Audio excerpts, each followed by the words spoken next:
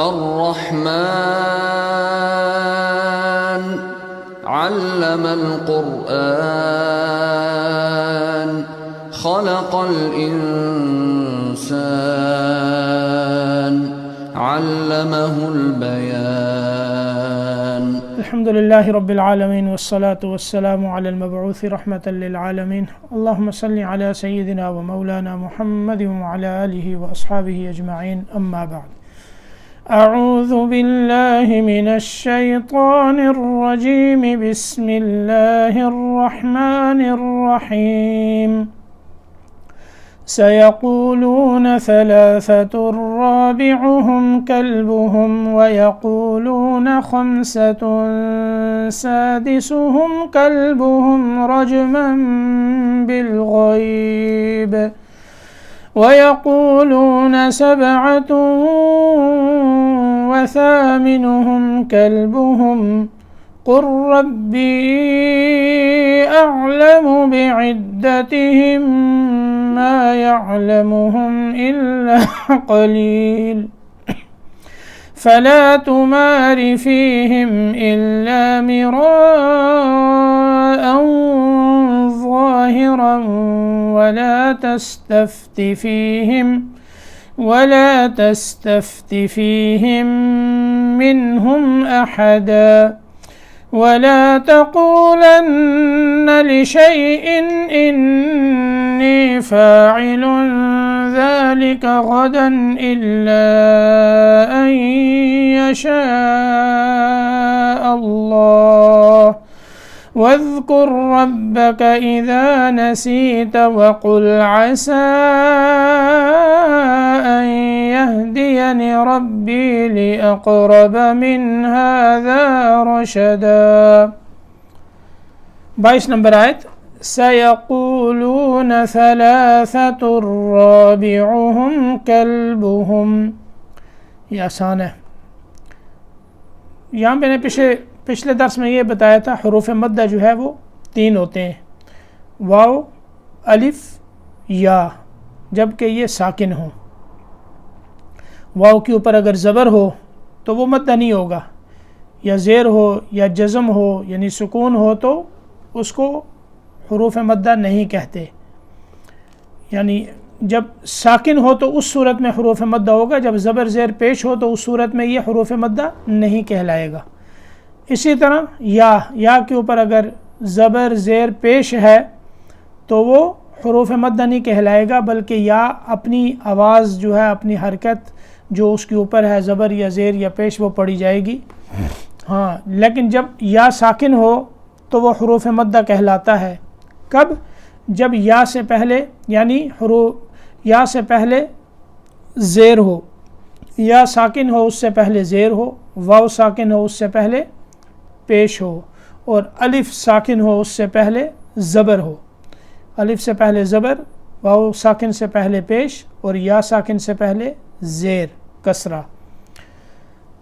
اگر یہ ساکن ہوں تینوں حرف اور ان سے پہلے جو حرکتیں میں نے بتائی ہیں زبر زیر پیش یہ آ رہی ہوں تو اس صورت میں یہ حروف مدہ کہلاتے ہیں. یعنی ان کو 2 حرکتوں کی مقدار کے برابر لمبا کیا جاتا ہے. اب اسی طرح یہاں دیکھیں سیقولون، قاف ہے، قاف کے اوپر کیا ہے؟ پیش ہے، اس کے بعد واو ساکن ہے، اور لام اس کے اوپر بھی پیش ہے، اس کے بعد واو ساکن ہے. تو یہ دونوں واو یہاں حروف مدہ ہیں. اب ان دونوں کو تھوڑا لمبا کریں گے. کیسے؟ سیقولون، بس اتنا. اسی طرح ثلاثۃ رابعهم، را کے اوپر کیا ہے؟ زبر، اور اس کے بعد الف ساکن ہے، تو یہ بھی حروف مدہ ہو گیا، اور یہاں بھی 2 حرکتوں کے برابر مد ہوگی، اس کو کھینچا جائے گا. سيقولون ثلاثة رابعهم كلبهم. اب ثلاثتن پہ لام کے اوپر کیا ہے؟ کھڑا زبر ہے، ٹھیک ہے، اور یہ کھڑا زبر اور اسی طرح الف ساکن سے پہلے جو زبر ہے یہ ایک ہی آواز کہلاتے ہیں، ان کی آواز جو ہے وہ ایک ہی ہوتی ہے، یہ بھی جو ہے حروف مدہ ہی کہلاتے ہیں.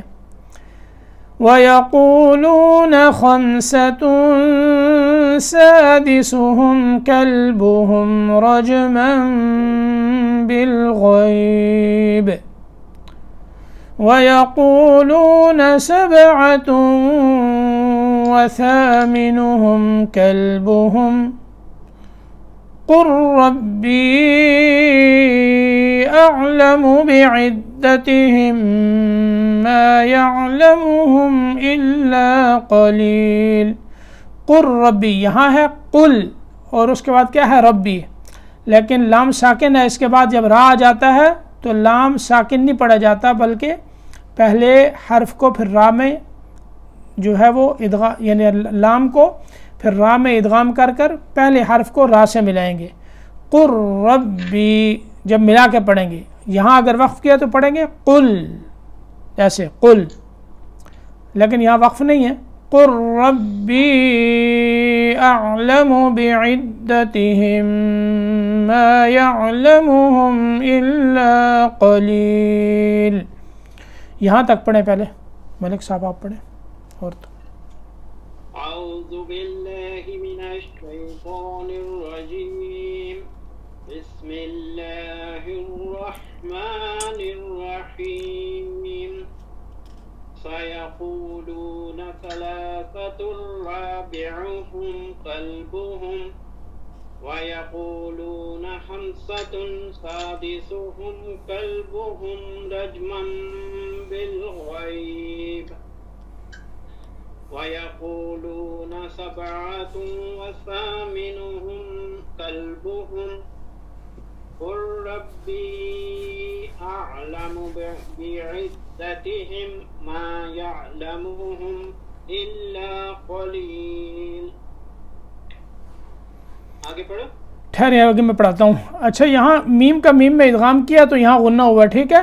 قل ربی اعلم بعدتهم ما يعلمهم، یہاں غنہ کرنا ہے، ٹھیک ہے.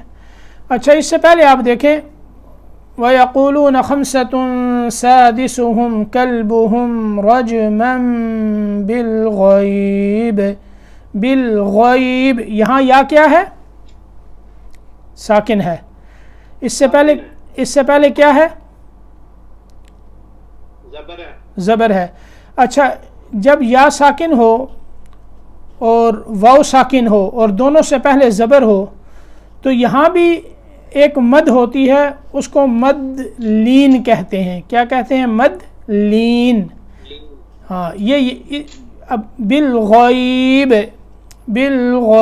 بالغیب اس کو زیادہ لمبا بھی کر سکتے ہیں، 6 حرکتوں کے برابر بھی، 4 کے برابر بھی اور 2 کے برابر بھی. جیسے بالغیب، ٹھیک ہے. بالغیب، بالغیب ایسے، ٹھیک ہے. جیسے وآمنہم من خوف، سورۃ قریش میں وآمنہم من خوف، خوف وہاں بھی واو ساکن ہے، اس سے پہلے زبر ہے، تو یہ مد لین کہلاتی ہے. اچھا چلیں آگے. فلا تماری سے فلا تمار فیہم الا مراء